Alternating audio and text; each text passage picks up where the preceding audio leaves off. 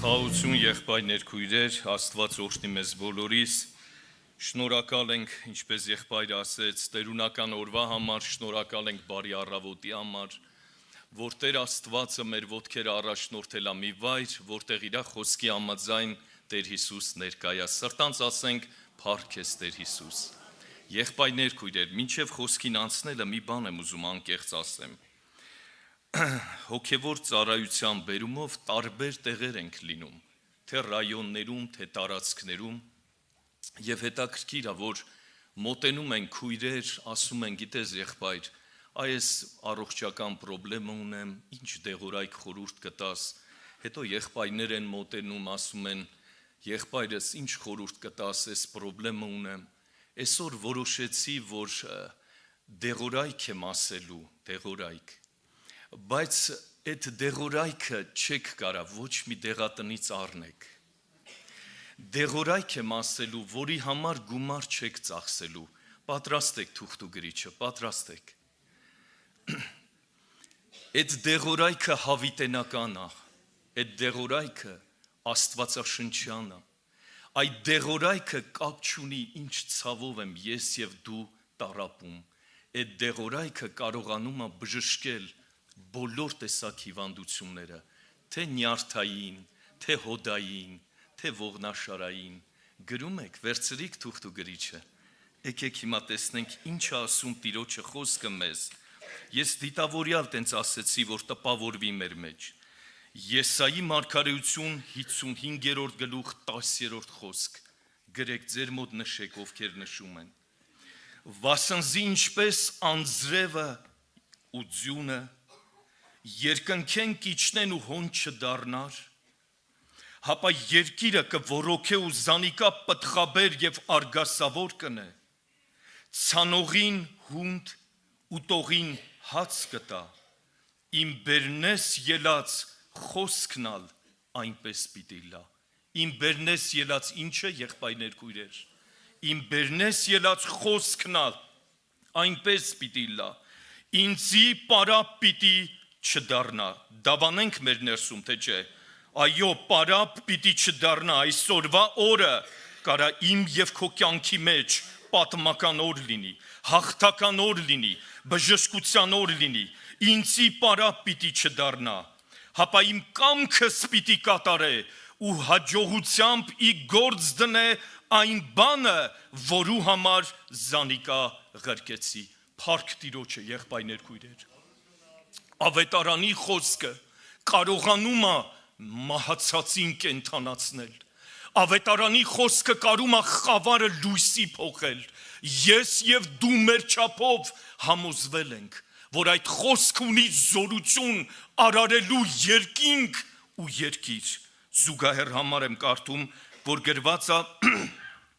Ամովսյա մարգարեության մեջ և վերջում ամփոփելով պետք է տեսնենք դրա կարևորությունը այսօր ես զգում եմ թե ոչ իմ հոգևոր կյանքի ընթացքում Ամովսյա 8-րդ գլխից եմ կարդալու 11 համարը շատ լսված համար, բայց ոնց որ թե մեզի անհանգստություն է տալիս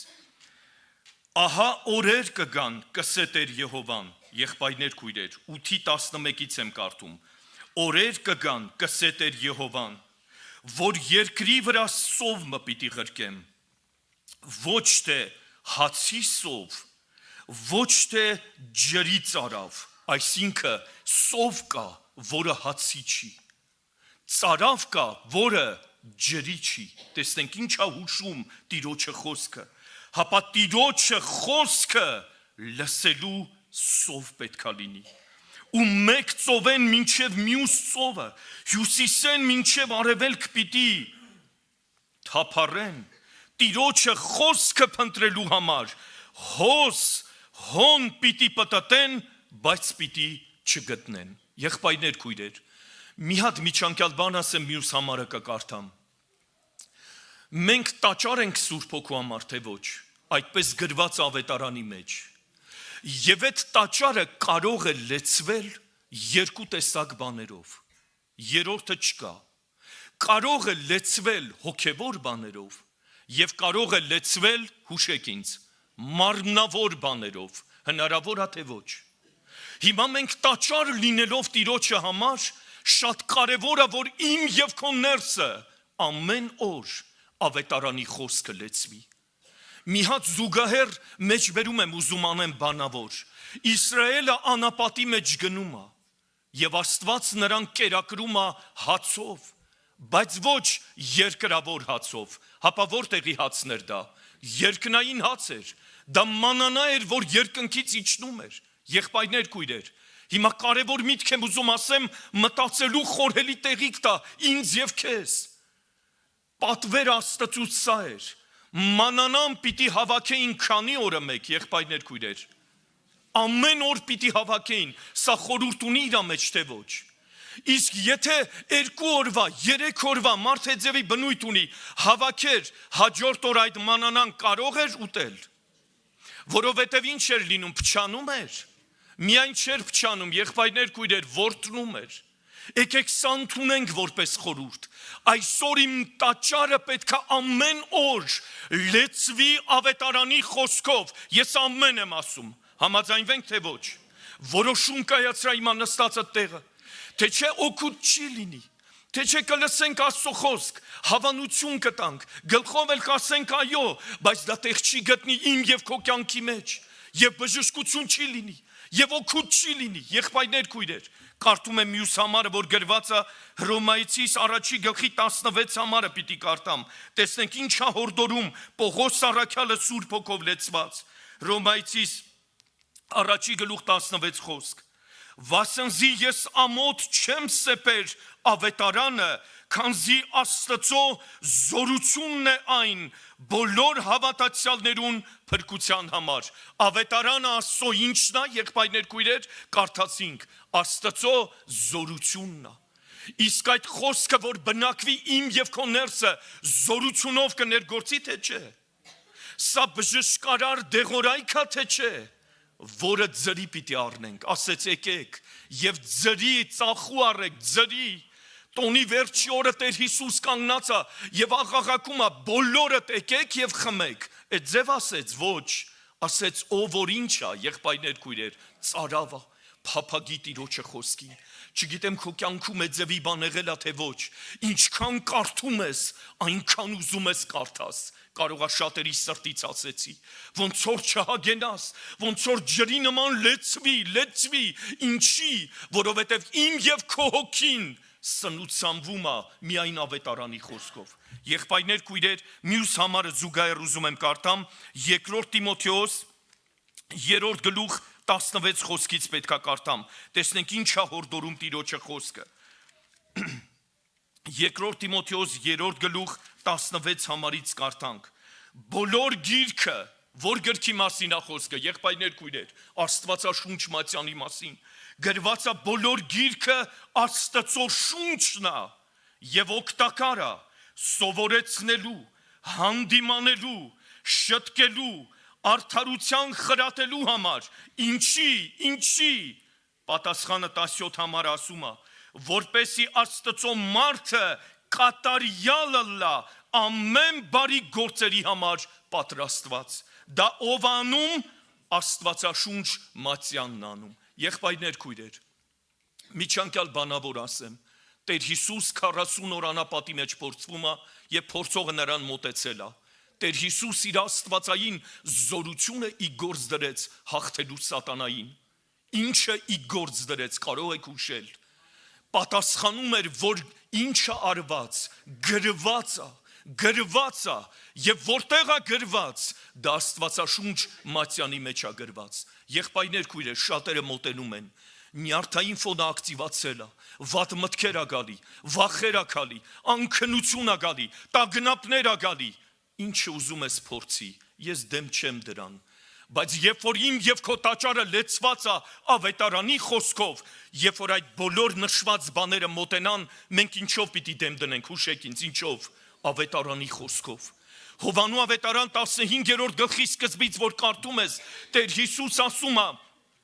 դուք մաքուր եք այն խոսքով, որ ես ձեզ խոսել եմ։ Ավետարանի խոսքը մաքրելու հատկություն ունի։ մաքրելու զորություն ունի, եղբայրներ, քույրեր, ուրեմն ինչքան այսօր պակասել ենք, ես հիշում եմ այն առաջվա ժամանակները, մեկ որ առիթ ա լինում, ես վկայում եմ,